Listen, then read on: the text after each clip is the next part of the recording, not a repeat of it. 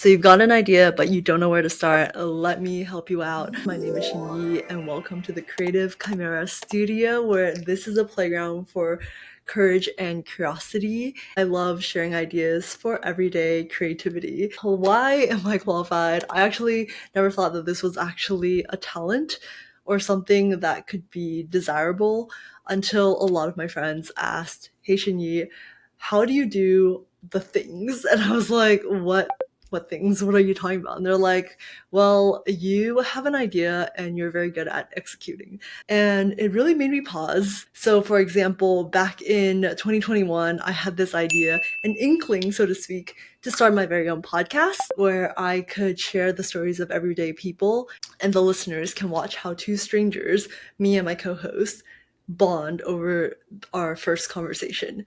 And this podcast called Don't Be Strangers grew into an online community, then a physical community with physical events. And I published my first book, How to Talk to Anyone for Introverts, published a deck of conversation affirmation cards here, and then also hosted my first retreat last year for it. All while also just doing creative, fun stuff for myself. All the tips I'm sharing with you must be taken with a grain of salt, and you must just try them out and see if they work for you. Some may work great, some may not.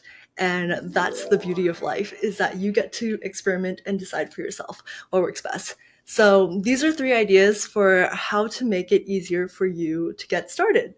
So number 1, list and weigh the pros and cons of starting versus not starting. For example, creating an exercise routine. Pros, starting it is obviously creating a healthier lifestyle, maybe having greater clarity of mind for you to be able to focus on your work or whatever you care more, able to feel good. The cons of starting, like exercise routine, could be that it takes time. Obviously, that would be applicable to any idea.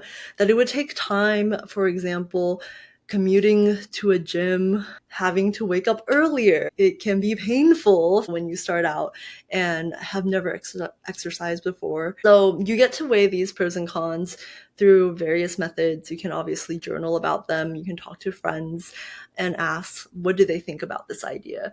What do you think about me starting to train and run for a 5K, even though I have no experience? And you may meet friends who are like, oh, I did that once. Like, here are my tips for it. This is, I feel like, a relatively easy step because it still keeps the idea sort of in the metaphysical realm. Number 2, lower the stakes. I know that starting a new project idea is very intimidating because I have had to do this many a times. How can you make starting it easier? One is to break down the project into smaller steps. So if you want to write a book, you can start with writing an outline before even committing to the actual writing of the manuscript. So you can just start with like really big topics, like, for example, creating those webs of ideas. What is this called? We had to do it a lot in school. I don't remember.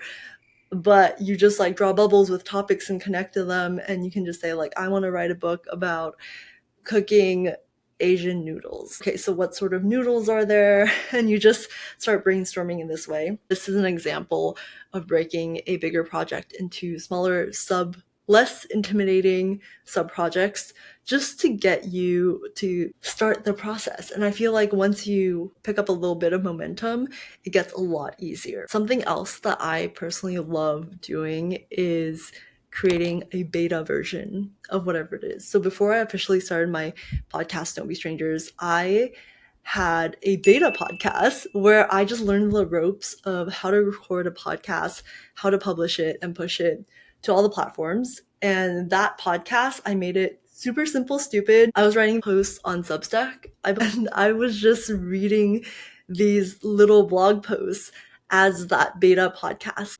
When I felt like I got this and I felt comfortable with it and I understood the process, then I actually pursued the real project that I was after. Another example is that before I officially restarted this YouTube channel, I thought about how can I get back into the process of creating videos. Videos take a really long time to produce, primarily because of the scripting, setup, filming, post-production editing, etc., etc.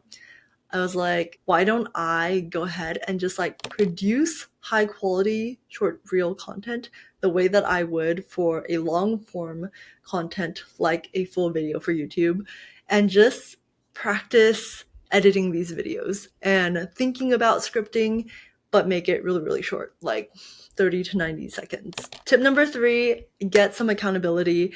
I know that this can go one way or the other depending on your personality. Some people love it, other people hate it, but the accountability can be external or internal depending on how highly internally motivated you are. So, for example, external accountability is obviously just asking friends who might be pursuing a similar goal or idea and getting them to hold you accountable. Going back to the gym example, this would just be getting a gym buddy, and or just, I don't have an Apple Watch, but I've heard from my friends who do that you could like add each other as friends and like compete.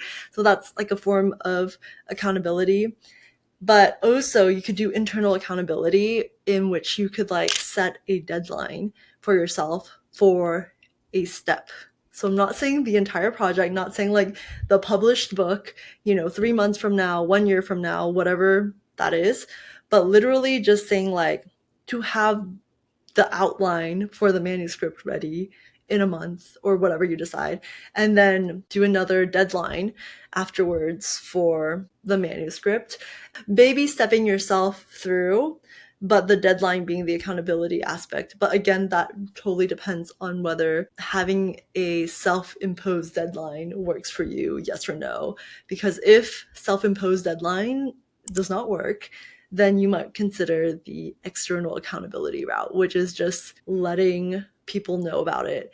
If you don't have any friends who are also pursuing like a similar goal, you can just publicly announce it, like Instagram story, say, hey guys, I'm gonna have the first podcast episode out end of May. Just take a deadline and then you just work backwards from that deadline to force you to get started. Because at the end of the day, some ideas are really going to change your life, and other ideas were meant to help you learn more about yourself and what you want and what you don't want in life. But you cannot learn that, like have that life-changing experience, if you don't actually give yourself the opportunity to learn that you do yes, no, do or do not, like whatever this idea is. All that being said, I did say I would keep it pretty short, pretty simple. Let me know which ideas you like. Have you tried any of these? What are you trying to get started on? I think that's what I'm really curious about. I will share that part of the reason why I'm creating this video is because I have thought about turning this topic into a workshop, because I have had the curiosity of doing public speaking, which is terrifying for an introvert. But instead of just like stage in front of a massive audience type public speaking, I want to actually explore more intimate types of interactions where I can have greater impact, I think, on smaller individuals by hosting workshops. And I thought that this would make a very interesting and very playful and fun workshop, which is aligned with the brand, in that I want to not only share these tips, but to give people opportunities to journal about the questions I ask, talk with other people who are in a similar journey to start something. I think it would be really cool if during the workshop itself, there's also like a dedicated co-working time in which you actually have to take like the first 1 or 2 steps towards this idea. So for example, if it is to build your own website, then to like actually buy your domain during that workshop. It just sounds so playful, and I'm putting this out into the universe as following my own guidelines. So I'm publicly announcing it so that we make this happen. So with that said, I want to hear what you're thinking about, where you're at in your journey of experimentation, and if you found these tips useful at all. With that, I will talk to you next time. Bye!